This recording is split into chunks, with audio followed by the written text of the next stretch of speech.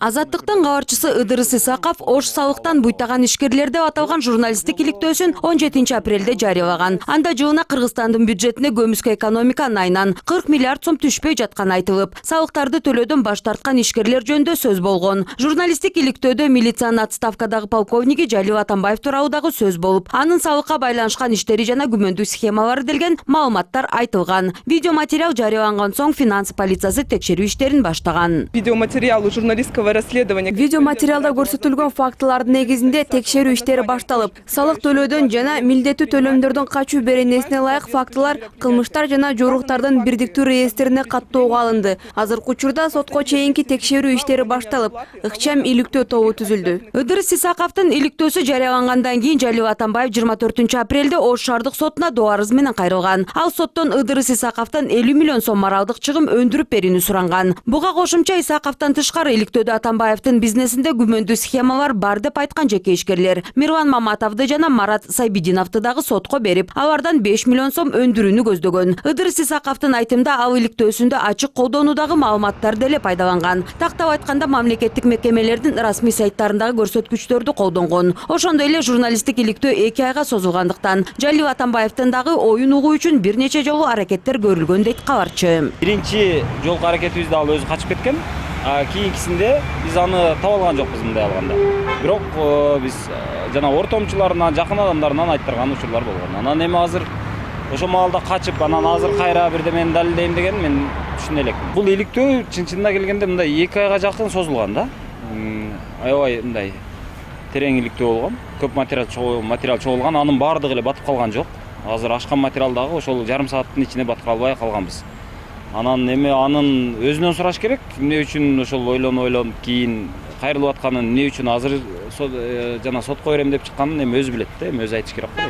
Ыдырыс Исаковдун бул сөздөрү ал даярдаган видеоматериалда да тастыкталып турат. Анда журналист Жалил Атамбаевдин оюн угуп интервью алууга бир нече жолу аракеттенген көрүүгө болот. Ал түгүл жашаган жайына чейин барууга туура келген.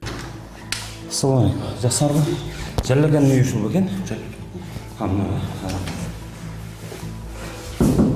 Сіздер қошынасы болсаңар ба? Ал өзі үш жерде тұра алайым? Эшигин тыкылдаттык, эч ким ачкан жок.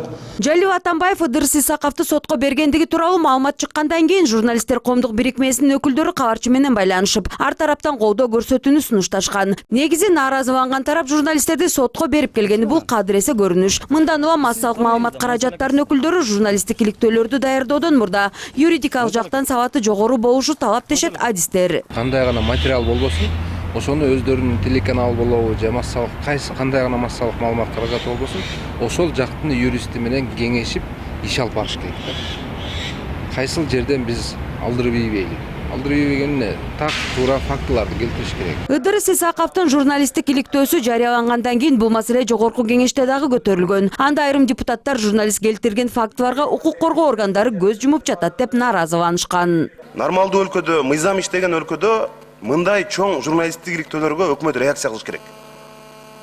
Жалил Атамбаевдин канчалаган ишкерлерди, канчалаган карапайым адамдарды мыйзамсыз акчаларын бербей, аларды сыздатып атканын журналист шуруудай кылып тизмектеп берди. Эми көрөбүз, реалдуу коррупцияга каршы күрөш жүрүп атабы же жокпу? Ош шаардык ички иштер башкармалыгынан билдиришкендей, азырынча Жалил Атамбаевге каршы эч ким арыз жазган эмес. Ал эми Жалил Атамбаевдин Ыдырыс Исаковго карата жазган арызынын негизиндеги биринчи соттук отурум качан болоору белгисиз. Кабарчыны сотко берген ишкердин өзү менен байланышып, анын дооматтары тууралуу кеңири маалымат алууга мүмкүн болгон жок. Ал арада Ыдырыс Исаковду журналисттер коомчулугу, бир катар коомдук ишмерлер, жарандык активисттер колдоп, флешмоб уюштуруу демилгеленүүдө. Мээрим Мамбетова, Аскат Ибраимов, НТС.